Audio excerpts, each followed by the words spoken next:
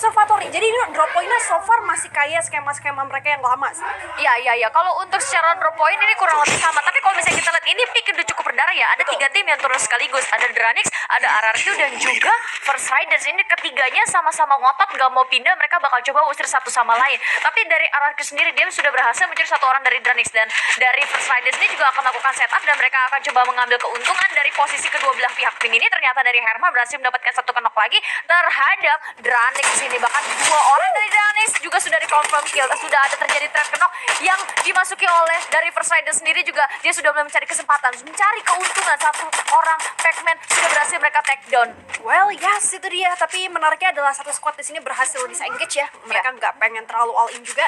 Dan mungkin ini bisa dijadiin momentum untuk teman-teman dari First Rider yang sebenarnya tadi lagi dari posisi Dranix yang sebenarnya tadi habis di shutdown, dimatiin sama teman-teman dari RRQ. Kemudian First Rider bisa jadi third party di sini yang untuk ngambil PR-nya, atau bisa juga say thanks untuk kedatangan First Rider. Akhirnya the last man standing-nya Dranix di sini masih bisa berhasil gitu, karena distraction yang mereka buat juga tentunya. Ya, betul sekali. Cuman kalau misalkan tadi gue ngelihat bener kata lo, harusnya dari First Rider sendiri juga ketika dari RRQ sendiri berhasil merata jayakan si Dranix ini kan ya, itu ada beberapa detik yang bisa mereka manfaatkan, karena kalau misalkan habis pecah fight kan, apalagi ini setupnya di dalam rumah, wall, dan mereka juga harus healing terlebih dahulu. Sebenarnya mereka bisa langsung masuk untuk memecah konsentrasi dari RRQ sendiri, tapi kita lihat ini dari RRQ sudah melakukan pergerakan yang agresif. Skill command sudah dikeluarkan, tapi ternyata Scoper juga akan terkena begitu saja. 2 orang sudah terkena oleh RRQ di sini. Tetapi terjadi tertukaran threat, bahkan kill, dan ternyata 2 orang ini tidak sanggup lagi ditahan oleh RRQ. RRQ menjadi tim kedua yang akan dipulangkan ke lobby. Well, yes, tapi memang ya kalau dari positioningnya juga memang akan diuntungkan oleh posisi First Rider yang sebenarnya lootingnya masih lebih banyak dibanding RRQ yang baru ngeratain Dranix dan masih hold di satu rumah yang sama, which udah nggak ada lootingnya lagi for 4% saat itu. Dan kita bergeser karena ternyata Olympus juga masih ada head on terhadap NXL. NXL memang selalu turun juga di posisi Sentosa. So kita lihat dulu mungkin Biel untuk NXL juga sendiri juga memang kemarin ini sama-sama bertabrakan dengan Olympus, tapi ternyata dari Jarvinnya juga tampaknya sedikit kebingungan dari mana arah tembakan yang dia dapat, tapi ternyata dari Ezia yang sudah mengeluarkan skill krononya, sehingga ada coverage damage yang bisa ditahan oleh Ezia. Tapi ternyata Jar di sini juga lupa ada orang lagi di belakangnya, yaitu Onyx Olympus yang member lainnya. Akhirnya dia terkena posisi terlalu jauh dari musuhnya, dan Matt ini juga tampaknya akan terkena di sini karena diras oleh 2 orang sekaligus. Jar nggak bisa diselamatkan. Ini akan menyisakan Cupai sendiri ya. Menurut gua secara pergerakan NXL ini kurang siap dan juga dia kurang mendapatkan informasi. Jadi baik dari sisi posisi Onyx Olympus, dia cuma bilang 2, tapi dia nggak bener-bener nggak make sure satu sama lainnya di manakah sisa 2 orangnya lagi berada, dan akhirnya 1 orang cuma fokus ke satu angle ke belakangnya kebuka. Ini enak banget jadi pembuka buat Onyx Olympus. Well, yes, right. Dan mungkin yang menarik di sini dari posisi individual mekanik yang dibuka oleh seorang Gary ya, dimana itu unexpected juga. Tadi gue sempat dapat POV 1 orang NXL yang sebenarnya lagi head on 1 versus 1 di area depan, dan menariknya dia yang di depan itu kalau nggak salah dia trading defensifnya menggunakan Kronos yang dia pakai itu ya glow, dan tiba-tiba dia ada firing dari arah yang enggak dia unexpected. Dan menurut gue itu sih yang akhirnya menjadi clutch, yang jadi game on yang dimenangin oleh teman-teman dari Onyx. Bisa gue bilang kedatangan Gary di posisi si Onyx itu sendiri bisa jadi angin segar juga, melihat performa dia justru ngedongkrak banget nggak sih permainan dari teman-teman Onyx Olympus dari minggu kemarin kalau nggak salah. Itu benar. Sejak masuknya Gary, Onyx itu udah mulai kembali ke permainan lama mereka, agresif gitu kan ya. Secara setup untuk war ini lebih kencang, apalagi Gary sendiri kita tahu ini player muda yang notabene juga rusher, orang garis depan, dan ini juga lagi haus-hausnya darah, dan benar-benar cocok banget sama kebutuhan dari Onyx Olympus sendiri yang sebelumnya di season sebelumnya ini cukup ngambang. Mereka mau main defensif enggak, mau main agresif juga kayak kurang power. Nah, sejak masuknya Gary ini udah mulai bisa ngebangkitin kepercayaan diri setiap member lainnya untuk bisa main lebih agresif daripada season sebelumnya. Yes, jadi bisa gue bilang kayak pelengkap lah di situ, karena sebenarnya kalau ngomongin tentang player dari Onyx sendiri, mereka itu udah jadi salah satu one of the best player ya, karena dari dari achievement mereka juga Betul. yang kita tahu sempat mewakili Indonesia juga, dan Iya. akhirnya dia juga kemarin kalau nggak salah sempat menjuarai sampai dengan top 3 di Iya. sebuah major yang sangat besar juga from Garenda, dan itu yang bisa menjadi pembuktian sebenarnya Onyx tuh memang tim yang sangat ditakuti. Cuman masalahnya masih ada yang belum ngeklik nih, kuncinya tuh belum di-crack gitu kan. Nah, dengan kedatangan seorang Gare ini langsung di-lock gitu, jadi fulfill mereka semua as a team. Tapi yang hebat dari Onyx adalah Kenapa tuh? mau player core-nya dicabut sekalipun, mereka masih bisa konsisten. Betul. Itu dia, itu Mungkin coach ya ada- kali. Mungkin coach ya. Tahu bulat. Tahu bulat, ya kan? Jilat dulu aja. Iya. Oke. Dan ternyata sudah ada pertempuran antara SES dengan The Prime. Di sini juga sudah ada 2 orang dari The Prime yang akan terknock dan tampaknya akan langsung di-confirm kill begitu saja. The Prime di sini posisinya juga udah gak enak banget, tersisa 1 orang sendirian. Reo mau nggak mau harus lari buru-buru ke area plantation, tapi ternyata Rafael dan di atasnya nih ada abang-abang cepu nih. Waduh, yang langsung memberikan informasi ya, gitu aja. Tapi ini gue rasa udah jadi Sandra aja sih. The Ya, udah jadi Sandra aja. Udah kalau lihat dari spot 1-to-1-nya saudara e-sport, udah pasti jadi 1 poin gratis untuk Jojo, sang bocil ajaib kita juga. Dan ini dia game on untuk saudara e-sport yang memang selalu ketemu The Prime, karena mereka posisi drop poinnya di minggu kapanpun, di turnamen apapun, untuk bermuda gue selalu lihat ada di posisi atas kiri ya. Mirip-mirip kayak EVOS lah, mirip-mirip kayak RRQ ketika kita ngomongin tentang scene internasional kemarin. Yang kalau sekarang RRQ udah back ke gameplay mereka yang dulu ya, selalu ngambil center of the map. Cuman waktu maju internasional kemarin kan dia sempat ngambil di sisi kiri atas tuh. Ya, sisi kiri atas. Dan sekarang udah balik lagi ke RRQ yang barbar bersama dengan Dranix juga, yang sebenarnya salah satu tim yang nggak pernah mau ketinggalan zona. Same goes dengan First Rider yang selalu motong rotasi orang yang dari pinggiran pulau untuk masuk ke center of the map. Mereka 3 tim yang skema permainan gameplaynya tuh cukup mirip, dan tadi ternyata diunggulinnya sama ini ya First Rider Ya, untuk First di Rider. tengah. Jadi ini kita masih sedikit flashback juga untuk remind sedikit 10 tim ini yang ada tuh kira-kira siapa aja gitu kan. Kalau ngomongin soal Apa tuh?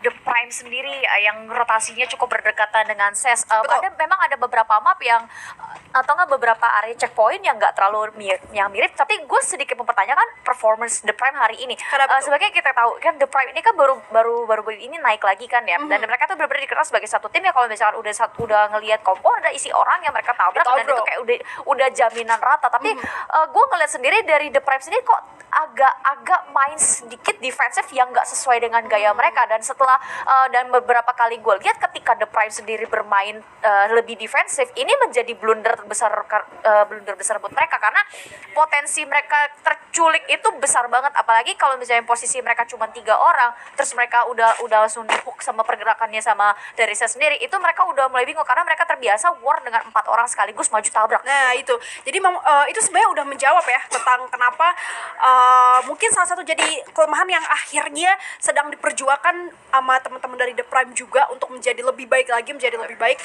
Lu ngerasa nggak sih sebuah pressure dimana kalau temen lu udah ke pick off 1, lu kadang nggak punya game plan B, nggak punya game plan C, apalagi kalau misalnya yang ke pick off itu adalah let's say shot caller lo, shot atau caller. the captain gitu, dan itu biasanya langsung merubah all about the gameplay. Dan ini yang biasanya diterapin di RRQ juga. Kalau misalnya di RRQ ini leg galotnya udah ke pick off, itu leg galot langsung muter otak lagi buat nerapin plan yang kita bakal mainin, karena gue udah ke pick off yang tadinya A, kita ada B, C, D, E, F, G. Dan mungkin itu yang masih berusaha untuk dicari, yang berusaha untuk dikejar sama teman-teman The Prime. Gimana caranya bermain kalau misalnya tidak full team, gimana caranya kita bermain dengan 2 orang, gimana cara kita bermain tanpa shot caller. Dan itu yang sebenarnya lagi gue lihat sih dari The Prime sebenarnya. Oke, tapi kita akan beralih dulu. Ternyata ada pecah antara Aura dengan Onyx Olympus yang akan bertemu di area Marcel Electric di sini.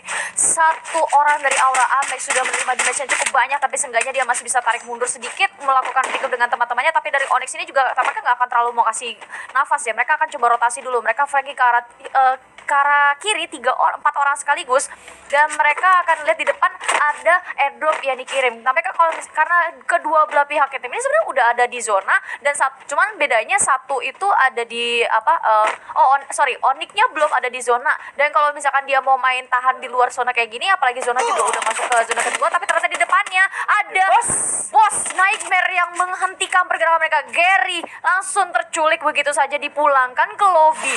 Fearless di sini ini akan mencoba menjaga pergerakan dari sudut lainnya sembari melihat apakah di dalam zona ada orang atau enggak, tapi ternyata sudah ada pecah perang lagi antara Ses dan juga Jet yang terjadi. Thread kenok di sini, bahkan Red Race di sini juga akan terkenok. Tampaknya akan tidak diselamatkan terlebih dahulu, tapi Gross ini akan coba mengkonfirm kill atas Not Dance. Just9 juga sudah sekarat dan harus terkenok begitu saja, tapi masih ada cover glue wall yang diberikan oleh Race di sini. Jet AB juga akan memberikan kenok.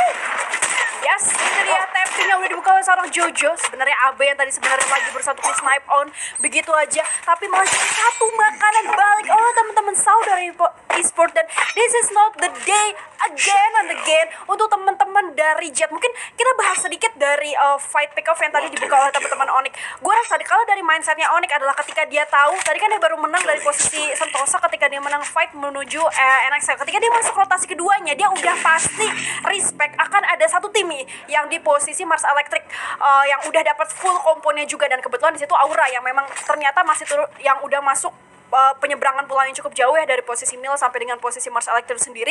Nah, ketika dia kesana, oke, dia udah bener nih decided untuk nggak langsung nabrakin orang yang ada di Mars Electric. Respect banget, dia belum tahu ada siapa. Masalahnya dia nggak dapat informasi di pesisiran belakang Mars Electric itu ada siapa dan harus dipulangkan oleh bos.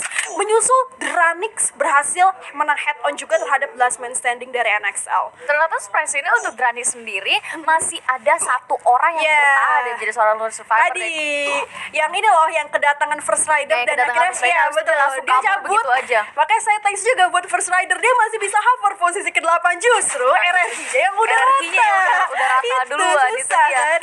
Dan kita lihat sini dari Aura sendiri juga masih di area Mars Electric tadi setelah dia sedikit mengenai damage dari Onyx Olympus, tapi mereka akan berhadapan dengan bos sniper. Fade di sini juga sudah terkenal, akan coba diselamatkan terlebih dahulu, tapi ternyata dari bos juga nggak akan kasih kendor. Mereka langsung mepet pergerakan dari Onyx. Dari Aura di sini juga, dan ternyata Ghost Riser sini berhasil mendapatkan kembali, dan ternyata ada Apollo sang raja sniper. Kita Virus di sini juga akan menghadapi jump shot dari Ghost, tapi ternyata jump shot dari Ghost di sini masih gagal. Virus Riser juga akan menembaki ke arah member Aura yang terakhir, dan ternyata ini menjadi wipe out yang sempurna bagi bos sniper atas Aura Ignite. Yes, itu dia bos sniper Warplay. Di sini kalau kita lihat juga di mana dia berhasil dengan sangat gratis nge-pick off dari Onyx ya. Tadinya dari Onyx yang bisa gue bilang jalannya kurang informasi, dan sekarang dia berusaha untuk lagi-lagi sebenarnya posisi dia nggak bergerak banyak, tapi di posisi dia yang dirasa sama Aura, karena mengingat Aura itu yang holding posisi kompon yang ada di Mars Electric. Ketika dia keluar berusaha untuk ngelakuin hal yang sama seperti Onyx, meraba-raba di pinggiran bukit belakang Mars Electric, masih sedikit minim informasi, akhirnya kalah setup juga, dan jadi satu disaster kali ini buat Aura tentunya. Kalau menurut gua Aura kayak nggak bisa pertahanin komponnya dia sendiri gitu kan, dan secara pergerakan maju juga dua, mau di backup juga kayak terlalu lama pop up global. Tapi dan dari bos juga bener-bener gua akuin untuk di weekday kedua ini, bahkan dari weekday pertama bos ini kayak ada perbedaan sejak masuknya Apollo lagi, sejak ada perubahan dari struktur timnya sendiri kan ya. Mereka udah mulai dapetin grip mereka lagi sebagai satu tim. Secara firepower mereka setup timingnya udah pas banget ketika dia ngelihat posisi dari tim lawannya. Contoh kayak tadi Aura, satu udah kenok langsung 3 maju untuk ngelihat dari 3 vision sekaligus nolak pergerakannya mau kanan kiri depan. Jadi pastinya mereka nggak bisa bergerak. Tapi kalau misalnya kita beralih Olympus yang tadinya sudah kehilangan satu orang yaitu Gary, ini akan berhadapan dengan First Riders di area factory. Well, yes, dan di sini menarik karena Onyx betul udah berhasil ngeratain lagi. Tadi pelontar juga sangat tipis untuk range-nya itu sendiri, tapi ternyata range damage outputnya bahkan nggak mengairi dia, cuma masih sedikit lagi bangkit lagi, dan this is supposed to be satu sandraan lagi. Dan kalau kita lihat Jars harus dipulangkan, Tristan, Zexia dan juga Tayo dari teman-teman Olympus sekali, dan malah First Riders ini diulur aja sama Exia dan juga Tayo. Mereka harus kehilangan nyawanya, kalah zona, karena zona sendiri juga udah masuk ke zona keempat. Ini akan masuk ke zona kelima, udah pedes banget, dan mereka juga nggak punya waktu untuk melakukan healing terlebih dahulu, karena ini ada main games antara Onyx dengan First Riders. Jadi ya dari Onyx sengaja ngulur-ngulur, mereka lebih dekat ke zona, langsung ditarik aja, biarin aja satu orang Jas ini dijadiin Sandra, karena mereka bakal nahan dulu kan. Nah itu sembari waktu yang dimanfaatkan, mereka lari, biarin aja FR di zona, kemakan zona sendiri, ya udah mereka bisa pergi dengan tenang. Mungkin yang ya ada beberapa akhirnya fight setelah itu yang menarik juga, dimana saudara e-sport bener-bener dengan lega tadi ngedapetin the last man standingnya The Prime. Artinya intinya PR mereka dari early sampai late game masih sama targetnya ya. Udah The Prime aja ratain The Prime semuanya. aja Udah ratain. bodo amat. Apapun Bodo yang amat. terjadi The Prime musuh gua. Tapi kita lihat dulu nih, karena bos Nightmare ternyata dengan 5 poin eliminasi belum ada yang kepick off sama sekali, Abigail. Secara backup mereka lebih cepat. Ini secara timing juga mereka lebih pas. Kayak misalkan kalau misalkan satu udah buka jalan, mereka tuh udah tahu kapan komitnya. Dan kalau misalnya kayak lihat sini, Haide akan buka jalan, dia sudah taruh pop up wall untuk mencoba rush pelan-pelan. Tapi kalau misalnya kita lihat Paung di sini bisa menjadi satu orang yang nyayurin pergerakan mereka, tapi ternyata ada granat nyatang yang dilempar oleh Bion dan juga dari IOG mengkenok 2 orang dari Bos Sniper. Ini lumayan bikin pusing Bos Sniper. Sini 3 orang sudah terkenal. Fearless akan menjadi orang terakhir yang mau nggak mau harus masuk ke dalam kandang IOG lebih dalam lagi dan akan langsung dikejar oleh 4 orang sekaligus. Dan Bos Nightmare ternyata 4 lawan 1 itu terlalu strong buat mereka. Mau nggak mau mereka harus buat posisi kelima. Dan ternyata Dranex Paung memanfaatkan kesempatan ini untuk masuk ke zona pelan-pelan. Tapi ternyata sudah kelihatan oleh IOG pop up dulu untuk menjaga belakangnya sudah dibuat. Tapi ternyata masih gak cukup kuat. Tapi ternyata Maung itu dikejar 4 orang sama kayak tadi. Ini 2 kejadian yang diulang berturut-turut. 4 orang untuk 1 orang ini terlalu kuat. Tapi dari IOG setelah mendapatkan wipe out di sini mereka akan berhadapan dengan Onyx Olympus yang berada di depan sana. Mereka sudah kontrol seenggaknya sedikit area yang akan menuju zona. Jojo sudah mencoba melihat dulu apakah di area zona ini aman untuk mereka masuki. Satu pohon yang mereka jaga ternyata memberikan vision ke arah IOG di sini. Baretanya akan menembak ke arah Rulkut dengan sangat-sangat sakit. Well, yes, itu dia. Udah ada 1 orang juga yang knock dari posisi IOG sendiri. Saudara e-sport kali ini dengan 8 poin eliminasi masih berusaha Jojo dapat peruntungannya dan berhasil mendapatkan 1 lagi. Cicil terus. Dia yang harus bunuh diri. Tersisa 3 tim kali ini. Barang. 8 orang juga betul. Once again, guess is game on for Saudara e-sport. Dimana kalau kita lihat Onyx juga tadi harus gugur ya dan buyah Untuk untuk Saudara e-sport. Betul. Kalau menurut gua tadi dari IOG emang